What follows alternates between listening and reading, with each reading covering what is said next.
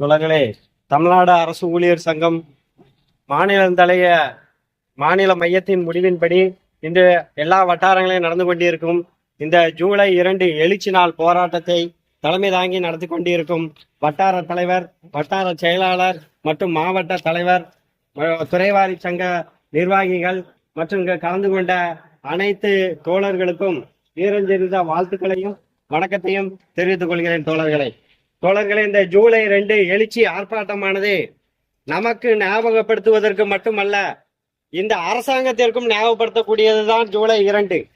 ஏன்னா அரசு ஊழியர்களை எதிர்த்தால், அரசு ஊழியர்களை கேட்கும் கோரிக்கைகளை தர மறுத்தால், உன்னுடைய கோரிக்கை, உன்னுடைய எண்ணிக்கை 0 ஆக்கப்படும் என்ற ஒரு சுத்தியல் அடிதான், தலையில் அடிச்ச மாதிரி அடிக்கப்பட்டது கடந்த கால ஆட்சியின் போது. அதே மாதிரி பாடம் கற்றுக் கொடுக்கக்கூடிய நாள் வெகு தொலைவில் இல்லை தோழர்களே. 2026 சட்டமன்ற தேர்தலை நோக்கி நம்ம பயணித்துக் கொண்டிருக்கிறோம். இந்த சட்டமன்ற தேர்தலுக்கு முன்பாக நாம் கேட்கக்கூடிய கோரிக்கைகள் அனைத்தையும் தர மறுத்தால் இந்த அரசுக்கு நம்ம வழங்கக்கூடிய சன்மானம் 0 என்பதை அவர்களுக்கு நினைவுபடுத்தக்கூடிய இந்த நாளைத்தான் நாம் ஜூலை 2 எழுச்சி நாளாக இன்று நினைவுபடுத்த விரும்புகின்றோம். தோழர்களே பாத்தீங்கன்னா எல்லா டிபார்ட்மெண்ட் கடந்த 3.5 ஆண்டுகளாக எல்லா டிபார்ட்மெண்ட்டும் இரவு நேரம் 6 மணிக்கு மேலதான் ஆய்வு கூட்டங்கள். சனிக்கிழமை தோறும் எல்லா சனிக்கிழமைகளும் வேலை நாட்கள் ஆக்கப்பட்டு விட்டது. சனிக்கிழமை தான் கலெக்டர் வருவாங்க, சனிக்கிழமை தான் ஏசி வருவாரு, ஏபிஓ வருவாங்க. எல்லாரும் சனிக்கிழமை தான் இன்ஸ்பெக்ஷன் பண்றதுக்கு வர்றாங்க. பாத்தீங்கன்னா இந்த அரசாங்கம் முதல்வர் 2001 நடந்த மாநாட்டிலே முதல்வர் பேசும் பொழுது, அரசு ஊழியர்களே நான் உங்களோடு தான் இருக்கிறேன், அரசு ஊழியர்களை நான் உங்கள் அருகில் தான் இருக்கிறேன், அரசு ஊழியர்கள் உங்க பின்னாடி தான் நான் ஒளிந்து கொண்டு இருக்கிறேன், இப்படியாக வெரைட்டியா பேசினார் நமது இந்த திராவிட மாடல் அரசு.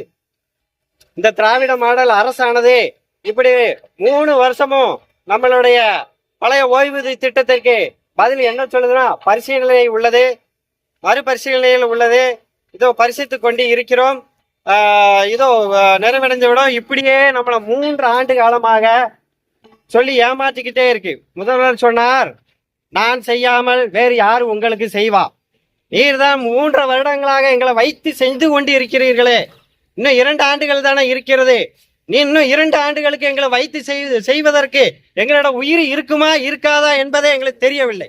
அந்த அளவுக்கு எல்லா நீக்கமர நிறைந்துள்ளது. எல்லா டிபார்ட்மெண்ட்லையும் அழுத்தம், மன அழுத்தம், எல்லாருக்கும் பிளட் பிரஷர் நோயில தான் எல்லாருமே வேலை பார்த்துக்கிட்டு இருக்கோம். எல்லா டிபார்ட்மெண்ட்டும் புள்ளியியல் துறையாக மாறிக்கொண்டு இருக்கிறது தோழர்களே. நம்ம போய் வந்தோமா, ஃபீல்டுல போய் வேலையை பார்த்தோமா, ரிப்போர்ட்டை கொடுத்தோமா, அதுக்கு உண்டான நடவடிக்கைகளை எடுத்தோமா அப்படிங்கிறது எதுவுமே கிடையாது. ஒரே அறிக்கை, காலையில இருந்து நைட்டு வர ஒரே அறிக்கையா தான் போட்டு அனுப்பியிருக்கோம், புள்ளியலா தான் போட்டு அனுப்பிக்கிட்டு இருக்கோம்.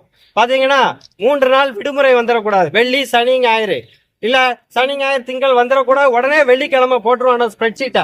அந்த ஸ்ப்ரெட்ஷீட்டை பாத்தீங்கன்னா 25 காலம், 26 காலம், 30 காலத்துக்கு இங்க இருந்து அங்க வரைக்கும் நீண்டுகிட்டு இருக்கு. அதை எந்த பேப்பர்ல பிரிண்ட் அவுட் எடுத்து கூட பார்க்க முடியாது தோழர்களே. 30 காலத்துக்கு நீட்டி வச்சுட்டு ஒரு காலத்தை போட்டு விட்டுறான். ஏன் சனி ஞாயிறுலாம் நம்ம நிம்மதியாவே இருக்கக்கூடாது, இவனை எதை பத்தியுமே யோசிக்க கூடாது, இவனை ஆர்ப்பாட்டத்தை பத்தி யோசிக்க கூடாது, பழைய ஓய்வூதிய திட்டத்தை கேட்க கூடாது, டிஏ அரியரை கேட்க கூடாது, பழைய நம்மளுக்கு பே பிக்சேஷன் பண்ண 21 மாத கால நிலுவைகளா கேட்க கூடாது. எல்லாத்தையும் மறக்கடிக்கலாம். இவனை போட்டு சாகடிச்சாதான் இவனை உயிர் வாழ்றதுக்கே, மூச்சு விடுறதுக்கே திணறணும்.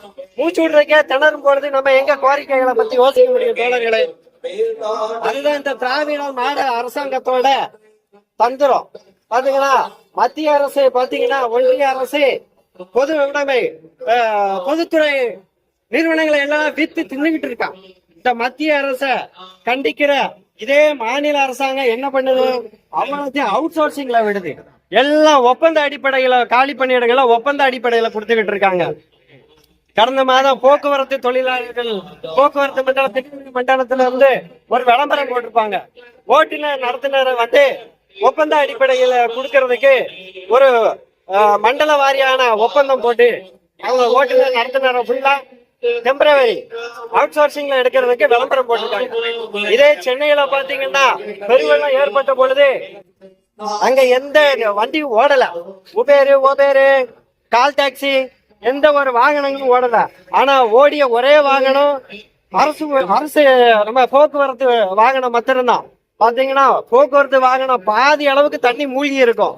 அப்படி இருந்தும் அந்த டிரைவர் மழையில நனைஞ்சுக்கிட்டும் அந்த வெள்ளத்துல நனைஞ்சுக்கிட்டும் ஒரு மக்களை ஒரு இடத்துல இருந்து இன்னொரு இடத்துல போய் கொண்டு போய் கூப்பிட்டு அவங்கள டிராப் பண்ணி விட்டாங்க.